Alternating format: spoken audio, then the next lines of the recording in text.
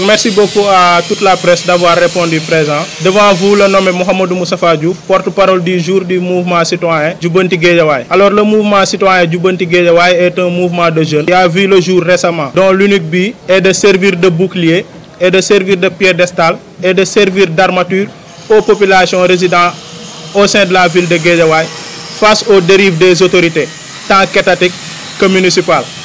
Comme vous l'aurez constaté, il y a de cela quelques jours, la Cour des comptes a eu à sortir un rapport provisoire de synthèse de l'évaluation des performances des collectivités territoriales. Mais malheureusement, dans ce rapport, on a vu que la ville de Guédiawaye, par rapport au classement, a été classée dernier suite au programme PACASEN. Pour rappel, le programme PACASEN est un programme d'appui aux communes et agglomérations du Sénégal, initié par l'État du Sénégal et cofinancé par la Banque mondiale et l'ADF, à savoir l'Agence française de développement. Ce programme vise à soutenir les collectivités territoriales face à beaucoup de choses et les permettre d'avoir une autonomie par rapport à la réalisation, par rapport aux investissements dans différentes œuvres, dans différentes structures. On a vu que par rapport à ce programme-là, un classement a été donné par la Cour des comptes. Et par rapport à ce classement, 8 points ont été mis en place, à savoir 8 CMO. CMO qui signifie conditions minimales obligatoires. C'est-à-dire que chaque ville, chaque collectivité territoriale qui bénéficie de ce programme de financement du PACASEN-là doit remplir 8 conditions minimales obligatoires cette année. Mais on a vu que par rapport à ces 8 points, Guédiawaye a eu à perdre 3 points. Raison pour laquelle nous avons été classés dernière suite aux différentes autres collectivités territoriales qui ont eu à bénéficier de ce programme-là. Mais on a vu que, après que ce classement-là fut sorti, à notre grande surprise, le maire de la ville de Guédiawaye, au lieu de nous apporter des réponses claires, au lieu de se justifier par rapport au fait que, administrativement, la ville de Guédiawaye a eu à perdre des points, mais a essayé de nous berner en nous proposant un investissement qu'il a eu à faire à hauteur de 500 millions, 500 et quelques millions, à savoir un demi-milliard. Selon le maire de la ville de Guédiawaye, durant 3 années, la ville de Guédiawaye n'a pas utilisé les fonds de ce PACASEN-là. C'est durant cette année qu'il a eu à puiser, à savoir 500 et quelques millions pour faire des investissements. Alors nous posons des questions, et ce sont des questions très légales et des questions très objectives. Parce que nous ne pouvons pas être des habitants de la ville de Guédiawaye. Nous ne pouvons pas résider dans la ville et se taire lorsqu'il y a des choses anormales qui se passent au sein de la ville. Parce que n'oublions pas, le maire, lorsqu'il était opposant, ou bien avant qu'il ne soit maire, il était là à dénoncer toutes les malversations qui se passaient au sein de la ville. Malheureusement, aujourd'hui, les attentes ont été bernées. Les attentes que nous pensions du maire n'ont pas été réalisées. Le maire, dans sa vidéo, nous a dit que par rapport aux investissements, il a mis 130 et quelques millions pour l'aménagement du paysager au niveau de la ville de Guédiawaye, par rapport à l'hôtel de ville de Guédiawaye. Je vous rappelle que c'est un hôtel de ville toute neuve qui a été hérité par le maire de Guédiawaye. Parce que le maire sortant a eu à construire. Même il y a des autorités politiques, lorsqu'ils sont venus au niveau de Guédiawaye, ils ont clairement dit que la plus belle mairie du Sénégal est celle de la ville de Guédiawaye. Donc comment pouvez-vous concevoir que vous héritiez d'une mairie toute neuve et que vous dites que par rapport à l'aménagement du paysager, vous avez dépassé 130 et quelques millions pour peut-être embellir votre mairie pour vous et vos conseillers municipaux. Maintenant, soyons d'accord même qu'il a le droit de faire cet investissement. Parce que c'est un programme qui a été voté du moins au sein du conseil municipal. Acceptons le fait qu'il doit le faire. Mais comment pouvons-nous expliquer que 3 parties de gazon puissent coûter 100 et quelques millions? Comment est-ce qu'il peut justifier le fait que 100 et quelques millions a été investi au sein de l'hôtel de ville de Guédiawaye? Ça, c'est une question que nous devons nous poser. Parce que nous ne pouvons pas aussi rester les bras croisés qu'il sort pour nous donner des chiffres, pour essayer de se justifier, alors que ces justifications-là, au lieu de lui donner une marge pour nous expliquer pourquoi Guédiawaye est classé dernier, mais il s'est tiré une balle en pleine tête. On peut dire cela. Et il ne s'est pas limité là. Il a dit par rapport au projet de pavage, il a investi 200 et quelques millions sur l'axe partant du rond-point Canada et au croisement Béthio. Mais l'axe qui suscite une interrogation du moins, c'est l'axe Arrêt-Dial-Mbaye, marché Mame Diarra. Parce qu'il a dit que cet axe fait partie de ce projet de pavage-là. Mais nous avons fait une visite au sein de cette lieu, mais nous n'avons vu aucun mètre carré de pavage posé au niveau de l'axe croisement Béthio, marché Mame Diarra. Alors nous lui posons aussi la question, comment il peut justifier cela par rapport aux 200 quelques millions qu'il a dit, qu'il a investi au niveau des pavages, où est-ce qu'il a mis cela? Mais le plus marrant, c'est par rapport à la fourrière municipale. Le maire de la ville de Guédiawaye dit vouloir construire un centre commercial. Mais tenez-vous bien, le centre commercial a été mis dans un endroit qui appartient à la municipalité. C'est-à-dire que l'endroit où a été construit le centre commercial appartient à la municipalité. Donc ce qui veut dire qu'on n'a pas acheté le terrain pour construire ce centre commercial-là. Mais imaginez, il nous dit qu'il a investi 150 millions pour un bâtiment R+1.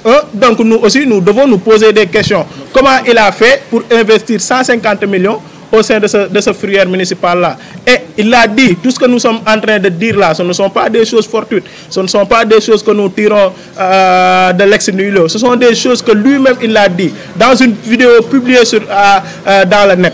Donc, et il a clairement dit que les travaux sont à 80% d'exécution. Mais allez-y vérifier les travaux de la fourrière municipale. Il a construit un bâtiment R+1. Si c'est à 80% d'exécution, ce qui est sûr, c'est qu'il n'a pas mis là-bas tout l'argent qu'il a dit. Donc, sur ce coup, nous invitons les organes de contrôle à s'intéresser à la gestion de la ville de Guédiawaye. Parce que c'est une gestion un tout petit peu qui nous fait douter. On ne dit pas que ce qu'il dit, ce n'est pas avéré. Mais en tout cas, nous ne pouvons pas accepter que toute cette somme-là soit mise dans des endroits où nous peinons même à avoir la véracité ou bien à vérifier la véracité de ce qu'il nous a posé sur la table. Mais autre chose, acceptons aujourd'hui même que ce sont des investissements, que selon la vision du maire ou bien selon le programme du maire, il doit faire ces investissements. Acceptons cela, qu'il doit construire un supermarché, qu'il doit réfectionner le paysager au niveau de la ville, qu'il doit mettre des pavages sur l'axe Canada Arrêt-Dial-Mbaye. Mais les attentes ne sont pas là. Lorsque le maire a été élu, lorsqu'il battait campagne, lorsqu'il faisait le tour des télévisions et des radios pour dire que c'est lui qui méritait d'être mis à la tête de la ville de Guédiawaye, il y avait un programme qu'il nous avait fait. Alors nous, nos attentes, c'est que nous attendons aujourd'hui au maire qu'il nous parle d'investissement fait au niveau des postes de santé, au niveau des structures sanitaires. Allez-y au Roi Baudouin, allez-y à l'hôpital Roi Baudouin. Vous verrez nettement que cet hôpital-là mérite des changements, que cet hôpital-là a besoin d'appui. Et puis c'est lui-même le président du conseil d'administration de cet hôpital. Donc la priorité ne se trouve pas aujourd'hui à embellir une mairie toute neuve.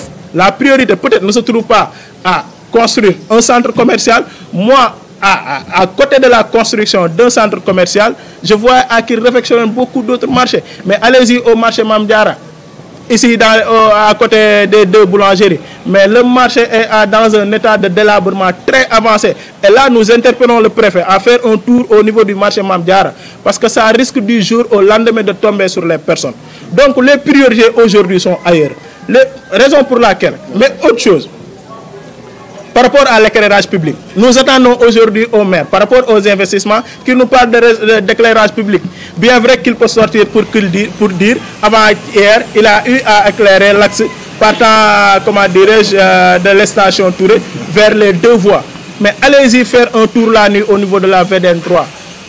Mais l'année dernière, lors du Ramadan, un sexagénaire a été tué. Comment il a été tué? Parce qu'il était en train de faire un footing. C'est par manque d'éclairage qu'une voiture l'a heurté et l'a perdu la vie. Des gens ont été agressés la nuit par faute d'éclairage. Donc les priorités se trouvent par rapport à la sécurité, d'éclaircir la VDN 3 pour que les habitants de Guédiawaye puissent s'y retrouver. Mais la chose la plus importante, pour laquelle même le maire a été élu, c'est le problème du littoral. Là, il faut que nous appesantissions un tout petit peu là-dessus. Parce que le maire, il y a des émissions qu'il a eu à faire. Il parlait de ce littoral-là. C'est ce même maire qui avait dit aux yeux et aux yeux de tout le monde que lorsqu'il sera élu maire, il ne va jamais, au plus grand jamais, accepter que les travaux continuent au niveau de la mairie. Parce qu'il avait dit que le maire sortant a fait un partage de gâteau au niveau de ce littoral-là. Mais nous, habitants de Guédiawaye, qu'est-ce que nous en gagnons?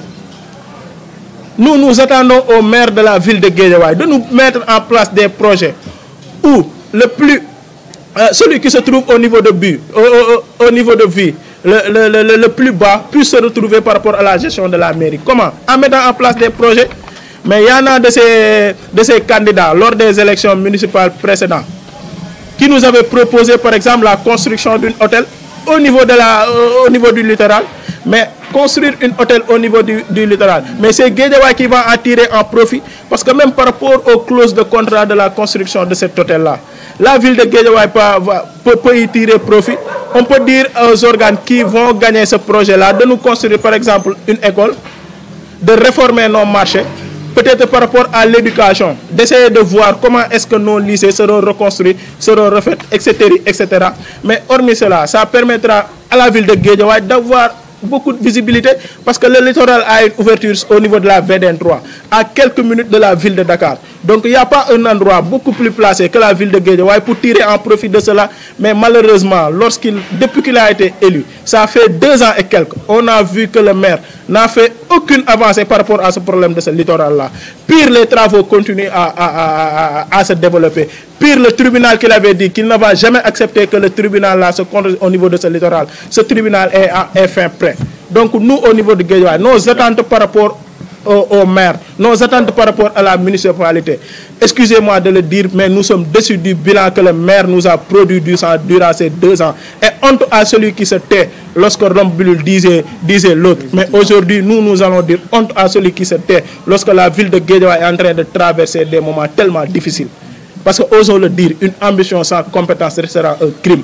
Et que notre maire, nous allons le dire à haute et intelligible voix, il manque d'ambition. On pouvait comprendre qu'il manque d'ambition, tout simplement, mais qu'il s'entoure de bonnes personnes qui peuvent le conseiller, à savoir les problèmes qui se trouvent au niveau de Guédiawaye. Prenons un exemple qui nous lie, nous tous aujourd'hui, le problème des étudiants. Depuis que le maire sortant est parti, aucune de ces universités n'a reçu de subvention. Imaginez, il y a de cela quelques jours, il y a de cela du moins quelques mois, les étudiants de l'université Gaston Berger de Saint-Louis, on a eu à les faire sortir de leurs appartements pour un problème de paiement de loyer. Est-ce que ça c'est normal pour une ville comme Guédiawaye? Est-ce que c'est normal pour une autorité qui se dit s'intéresser par rapport au développement de sa ville? Est-ce que c'est normal qu'une autorité qui se dit s'intéresser par rapport au rayonnement de sa ville, une compétence aussi importante, à savoir l'éducation, qu'il le néglige de la sorte? Mais hormis le problème de l'éducation, mais allez-y au niveau des écoles. Autant nous voyons des cahiers qui ont été offerts par la ville. Par exemple, tu peux retrouver un cahier, nos frères et sœurs, voire ces cahiers ont été offerts par le maire de la ville de Guédiawaye. Mais par rapport même au conseil municipal qui se sont déroulés au niveau de la ville, et par rapport au rapport que nous détenons, on nous a dit que le maire a eu à investir à hauteur de 80 millions par rapport aux fournitures scolaires. Dites-moi, vous, est-ce que vos frères et sœurs ont bénéficié de ces fournitures scolaires-là? Ce sont des points d'interrogation. Il nous a dit, par rapport à la réfection du stade Amadou Barry, 100 et quelques millions a été investi. 130 millions, ne me dites 33 millions du moins, je m'excuse, ne me dites pas pour des peintures de versières. Une partie du gazon synthétique qui s'est détérioré, quelques mètres de carrelage vaut à hauteur de 30 et quelques millions. Donc ce sont des choses que nous voulons dénoncer. Ce sont des choses que nous allons maintenant pas rester bouche bée face à la gestion du maire, parce que nous lui avons donné trop de marge de manœuvre. Depuis 2 ans et demi, nous l'avons laissé dérouler. Parce qu'au début, il disait qu'il avait un problème par rapport que le gouvernement le coinçait parce qu'il était un opposant. Acceptons cela, mais par rapport aux investissements, mais allez au niveau de la commune de Yeumbeul Sud, ils ont eu à valider par rapport à l'évaluation du PACASEN tous les 8 CMO, à savoir les conditions minimales obligatoires. Au niveau de la commune de Yeumbeul Sud, on nous dit que par rapport à l'enveloppe qu'ils ont eu à bénéficier du fonds PACASEN, à construire une école qui était vieille de 60 ans, imaginez-vous bien. Donc eux, ils savent pertinemment là où ils veulent aller. Et récemment, ils ont eu à construire une stade municipale, et c'est par rapport à ces fonds PACASEN-là. Donc eux, ils ont un programme très bien défini et ils savent pertinemment ce qu'ils veulent faire. Donc, et nous à Guédiawaye, est-ce qu'on va accepter avec toute, comment dirais-je, tout ce qui existe en tant que ressources humaines de qualité au niveau de la ville de Guédiawaye. Qu'on accepte qu'on nous dirige de la sorte et qu'on reste bouche bée sans pour autant rien dire. On ne va plus l'accepter. Parce que c'est ce même maire-là, ou bien c'est ce même président du conseil départemental de la ville de Guédiawaye qui faisait le tour de tous les radios et télévisions en nous disant que sous le gaz d'un coffee terrain, etc., etc. Mais maintenant, il faut qu'il le sache que la donne a changé. Maintenant, notre slogan c'est quoi? Sous le deg du côté fin et au niveau de la ville de Guédiawaye, tel d'un coffee terrain. Je vous remercie.